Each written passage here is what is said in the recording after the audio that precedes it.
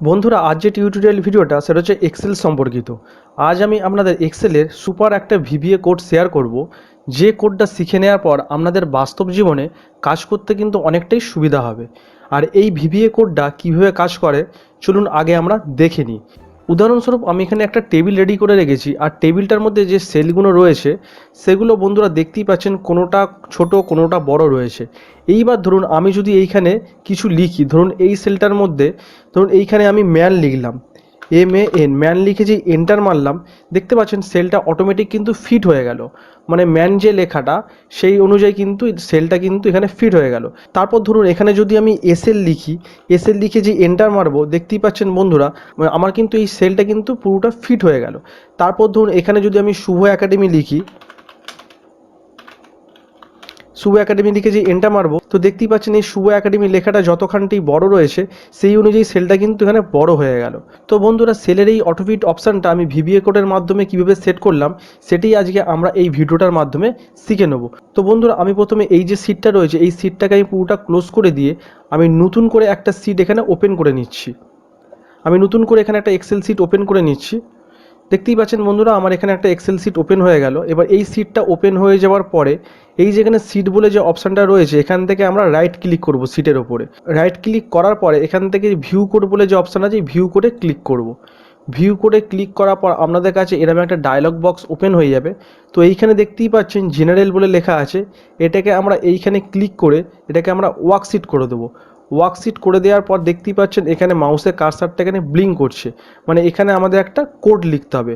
তো প্রথমে আমি এখানে লিখি সেলস লিখলাম, তারপর এখানে ডট দিলাম। ডট দেওয়ার পর আমাকে এখানে লিখতে হবে এন্টায়ার কলম। এন্টায়ার যেই লিখবো এখানে এন্টার কলম অপশান চলে এসছে, এটার উপর আমি ক্লিক করে দেবো। তো এন্টার কলম হয়ে গেল। তারপর আবার এখানে একটা ডট দেবো। ডট দেওয়ার পরে লিখবো অটোফিট। এই যে অটোফিটটা এখানে চলে এসেছে, অটোফিটটা আমি ক্লিক করে অটোফিটটা করে দেবো। অটোফিট করে দিলাম। অটোফিট করে দেওয়ার পরে এইখান থেকে আমার আর কিছু করার দরকার নেই, এই পেজটাকে আমি ক্লোজ করে দেবো। ক্লোজ করে দেওয়ার পর বন্ধুরা এইবার দেখুন এই সিটটার উপরে আপনি যেখানে যা লিখবেন সেই অনুযায়ী আপনার সেলগুলো কিন্তু অটোফিট হয়ে যাবে। যেমন ধরুন এখানে যদি আমি ম্যান লিখি, ম্যান লিখে যে এন্টার মারবো, তো দেখতেই পাচ্ছেন বন্ধুরা ম্যান লেখার পরে ম্যান লেখা অনুযায়ী কিন্তু সেলটা কিন্তু আমাদের অটোফিট হয়ে গেল। তারপর যদি এখানে আমি শুভ একাডেমি লিখি, যে এন্টার মারবো, দেখতেই পাচ্ছেন বন্ধুরা কিন্তু এই যে লেখাটা যে শুভ একাডেমি অনুযায়ী কিন্তু সেলটা কিন্তু এখানে বড় হয়ে গেল। এবার ধরুন যদি বন্ধুরা এখানে আমি লিখি শুভঙ্কর দাস, শুভঙ্কর দাস লিখে যে এন্টার মারবো, দেখতেই পাচ্ছেন আমার কিন্তু লেখা অনুযায়ী কিন্তু এই সেলটা কিন্তু অটোফিট হয়ে গেল। তো বন্ধুরা এখানে আরেকটা জিনিস বলে রাখি, আপনি যদি পুনরায় এই পেজটায় এরকম অটোফিট নিয়ে কোনো রকম কাজ করতে চান তো এইটা কিভাবে আপনি সেভ করবেন সেটাও আমি দেখিয়ে দিচ্ছি। তো ফাইলে যাবেন, ফাইলে আসার পরে এখানে সেভ অ্যাজে আসবেন।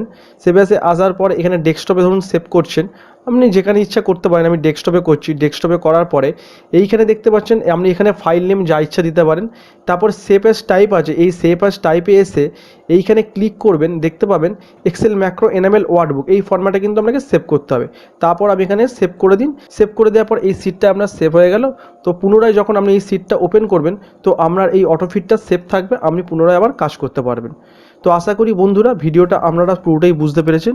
আর ভিডিওটা যদি ভালো লাগে অবশ্যই চ্যানেলটা সাবস্ক্রাইব করে দেবেন। আর সাবস্ক্রাইব করে দেওয়ার পাশাপাশি নিচে থাকা বেল আইকনটা অন করে দিয়ে অল নোটিফিকেশান করে দেবেন, যাতে এরকমই পরবর্তী ভিডিওগুলো আপনার কাছে খুব দ্রুত পৌঁছে যায়। আর ভিডিওটা অবশ্যই একটা লাইক করে দেবেন, আর বন্ধুবান্ধবদের মাঝে শেয়ার করতে ভুলবেন না, যাতে সবাই এই সিস্টেমটা জানতে পারে। দেখা হবে এরকমই কোনো পরবর্তী ভিডিও, ততক্ষণ পর্যন্ত ভালো থাকুন, সুস্থ থাকুন, ধন্যবাদ।